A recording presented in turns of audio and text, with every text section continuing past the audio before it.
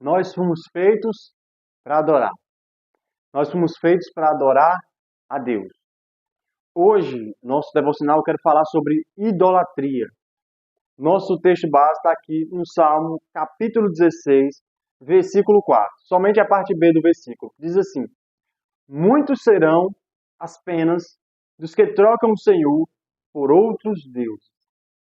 Vejamos, o salmista aqui, o salmista Davi, né, descrevendo uma verdade bíblica onde toda a escritura ela fala sobre a idolatria, sobre trocar Deus por um ídolo, por uma imagem de escultura. Veja, ele diz: muitas serão as dores, as penas, as dores, o sofrimento daqueles que trocam o Senhor, né, por outros deuses. Nós temos, por exemplo, Esaú, que ele era o primogênito e ele tinha a bênção sobre ele, a bênção da primogenitura, né, que apresentava ali como sendo a bênção de Deus sobre a sua vida, Deus iria o abençoar. Mas em um momento ele troca a bênção de Deus por um prato de lentilha. O que acontece? Ele mesmo, por avareza naquele momento, ele troca a bênção de Deus, troca o favor de Deus por um prato de comida, trazendo sobre si mesmo muitas condenações. Depois, a Bíblia vai dizer que ele buscou lugar de arrependimento com lágrimas e não alcançou. Mas é uma verdade que trocar o Senhor é uma idolatria. É deixar de adorar o Deus único e verdadeiro para adorar algo ou alguém. Ou, por exemplo, o maior símbolo de idolatria que nós temos é a imagem de escultura, né? Em Israel, por exemplo, no Velho Testamento, descrevendo ali, sempre havia pessoas que levantavam postes ídolos a Baal, a Astarote.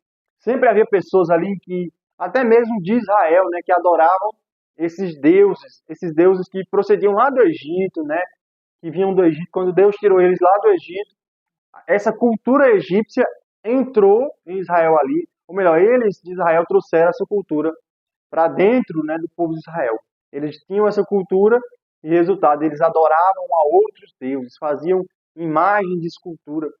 Toda a escritura ela condena esse tipo de idolatria, todo tipo de idolatria, mas em específico a imagem de escultura, onde Êxodo 20 já vai trazer ali princípios, quando Deus descreve: olha, não farás imagem, né, nem que há em cima do céu, nem embaixo na terra, nem sobre as águas, dentro do mar ali, nem se prostrará diante delas, nem a prestará culto, né?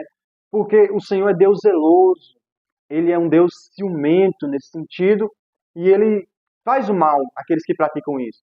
Ele, ele mesmo pratica, ele pune o pecador, pune o idólatra pela sua idolatria. Aqui nós vemos que é uma verdade que o Salmo descreve: muitas serão as dores dos que trocam o Senhor por outros deuses. Nós vivemos uma nação catequizada pelo catolicismo. E o catolicismo introduziu a idolatria por meio de imagem de escultura na igreja evangélica brasileira, na igreja brasileira no geral. E o que nós temos visto muitas vezes são pessoas que têm praticado isso em muitas denominações, né, em cultuado a outros deuses, que prefigurando ali uma imagem de um santo, por exemplo, Maria, ou até mesmo algum dos apóstolos. E essa imagem ali, ela é usada para que as pessoas adorem elas.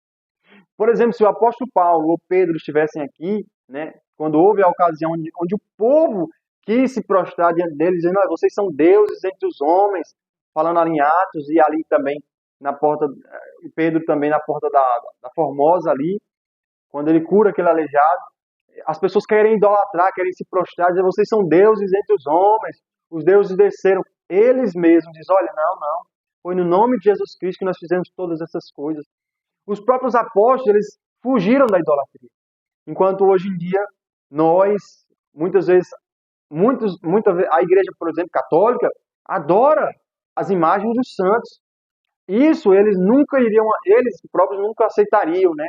Maria não aceitaria, os apóstolos não aceitariam, mas nós somos idólatras. A igreja, o ser humano, ele foi feito para adorar. E se ele não adorar Deus, ele vai adorar qualquer outra coisa. Qualquer outro ídolo que ele formar no seu próprio coração. O nosso coração é uma fábrica de ídolos. Então, quando você não adora a Deus, você vai adorar outra coisa. A imagem, por exemplo, que é algo que Deus abomina, é a adoração à imagem, porque ela tira a glória de Deus. Êxodo, por exemplo, quando o povo sai do Egito, Moisés sobe no monte para receber a lei, né? A lei ali no Monte Sinai, os 10 mandamentos. O povo logo começa a juntar as joias, né? Diz, Moisés está demorando, né? O que aconteceu com ele?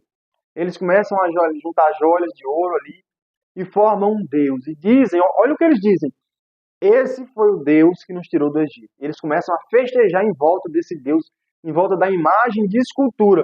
O que Deus faz? Deus se ira contra eles. E o desejo de Deus naquele momento é fulminá-los.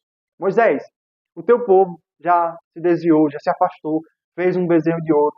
E ele falando com Moisés, quer que eu destrua eles ali, em forma de você, outra nação, outro povo.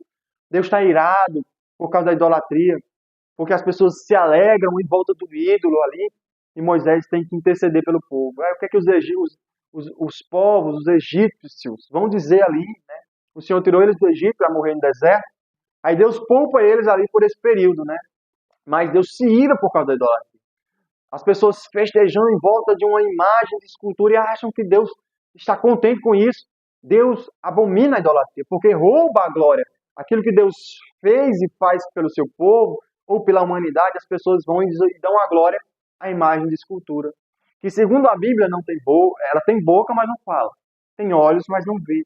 Tem ouvidos, mas não ouve. Ela tem mão, mas não apalpam, né?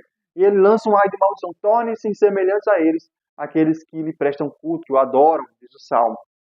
A idolatria, a imagem de escultura, né? Eu falo dando ênfase nesse tipo de idolatria, porque é o que mais tem na nossa nação. É o que mais se vê, né? Pessoas com um santo carregando nas costas, um santo que não fala muito, e as pessoas ali carregando esse santo como se fosse o Deus dele. Então, Deus está irado com isso. Leia Isaías 44, fala sobre a idolatria, né? Principalmente da imagem que eles confeccionam ali. Um homem trabalha com a sua própria força, depois ele cansa, e ele funde ali uma imagem, pega uma árvore, ele pega um cíprix, né? Produz ali um quadro, e depois de fazer isso, ele pega uma parte da madeira que ele arrancou, e ele faz um guisado, uma comida para lanchar. E da outra parte ele faz um quadro, um deus, né? Que ele usa o termo, e diz, esse é o meu Deus, e se prostra diante dele. Veja que loucura que a humanidade faz. A metade da árvore, ela fez uma comida, a outra metade, ela fez ali, ela fez um Deus. E se prostra e diz, olha, esse é o meu Deus. E a Bíblia diz que isso é abominação, né? Isso é abominação. Eu me prostraria diante da abominação, Isaías 44. Leia Isaías 44 e veja como é combatido ali essa prática mundana que se permeia em muitas denominações. A idolatria também é vista, né? Tudo aquilo que nós colocamos no coração acima de Deus. A idolatria evangélica atual são os ídolos, são os cantores gospel, né? São os cantores que as pessoas começam a exagerar. Você pode até olhar para um pregador, um ministro de louvor, e sentir ali um apreço, né? Esse cara prega bem, louva bem, dá glória a Deus pela vida dele, né? Sentir ali uma certa compreensão nisso, mas quando passa a ser excessivo, quando passa a ser excessivamente, só vou para o culto se ele pregar, só vou para o culto se está acima de Deus, se tornou um ídolo no seu coração.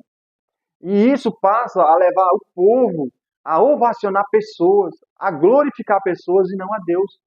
E isso tem sido visto na igreja evangélica. As pessoas têm feito ídolos. Lembre-se, nosso coração é uma fábrica de ídolos.